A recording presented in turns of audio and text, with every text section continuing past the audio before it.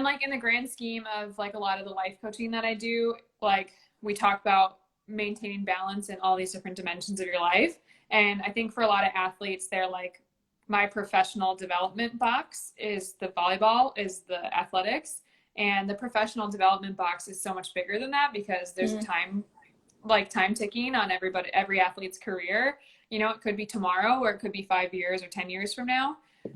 Because like this sport demands so much from us, right? So I think expanding your idea of what your professional development box looks like and creating a plan for yourself that like, hey, you know what, like once a week I'm going to go on LinkedIn, or once a month I'm going to find like you said, a webinar that I can join, that I can throw on my resume and I'll learn a little bit and I'll still be engaged. Or like next week I'm going to find somebody I can shadow for a day. Like all these little things that like, if you try to consistently implement them, even if you just did like 3 or 4 every off season, it would probably change the trajectory of that what's next after my athletic career box like pretty quickly for a lot of people, because I know a lot of athletes really struggle with that because, you know, the sport is fun and it requires a lot and you're just like driven so much. So it's really, really hard to get outside of those blinders. But, you know, it doesn't take much. It really doesn't take much to like start the snowball of that next step going.